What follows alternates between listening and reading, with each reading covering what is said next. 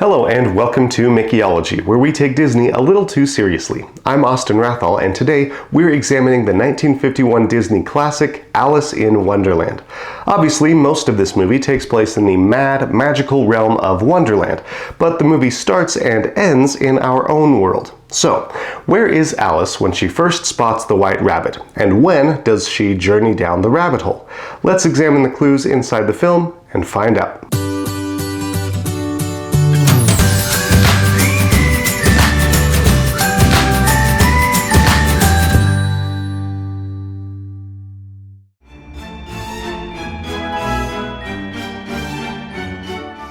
Considering Alice's strong accent, it's safe to say she's English. My, what a peculiar place to have a party. Alice's sister is even reading a book of English history to her.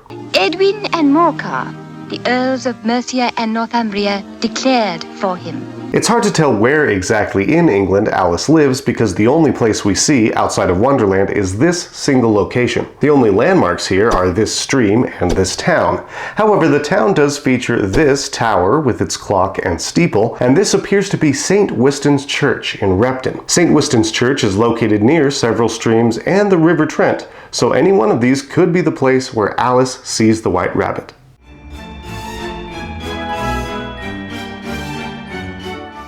Determining when the movie takes place is tricky since Alice spends most of the movie in Wonderland, a world very different from our own. It's not even clear whether Wonderland is meant to be real. While the Tim Burton movie depicts Alice traveling to a real land separate from her home, this movie implies that Alice's adventure is a dream. However, Wonderland's technology doesn't seem too different from that which Alice is familiar with. While she's dazzled by things like a shrinking potion and a disappearing cat, she doesn't seem fazed by things like pocket watches, teapots, etc.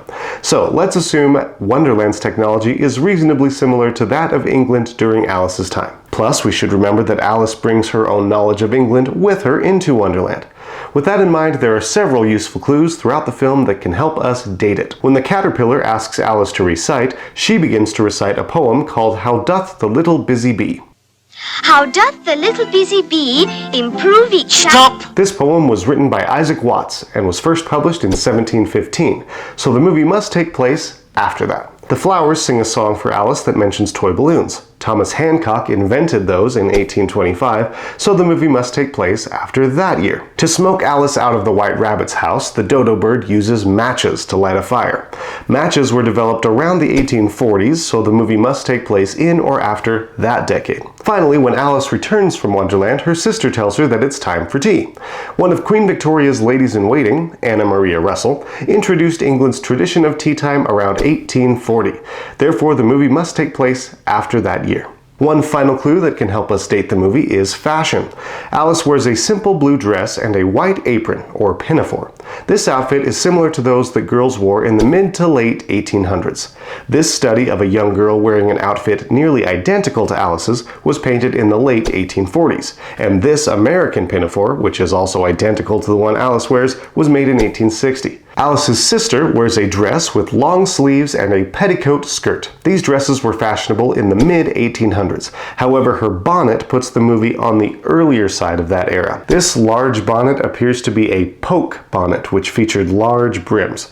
Poke bonnets were popular from the late 1700s to the mid-1800s, but while bonnets would remain fashionable for decades, their brims began to get smaller, revealing more of the wearer's face. Since this bonnet is the large-brimmed kind, it would probably be worn before the 1850s.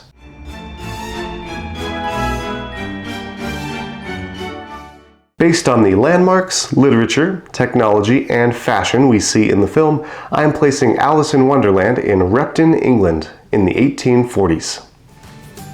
So, there you have it. That is my theory for when and where Disney's Alice in Wonderland takes place. Please let me know in the comments what you think of my conclusion and when and where you think the movie takes place. Also, let me know which Disney movie you would like me to analyze next. Please don't forget to leave a like and subscribe, and if you would like even more Mickeyology content, there is plenty more here on the channel to check out, and you can find even more by going to patreon.com/Mickeyology or by becoming a channel member here on YouTube. Thank you very much for watching, and I will see you next time. Bye-bye.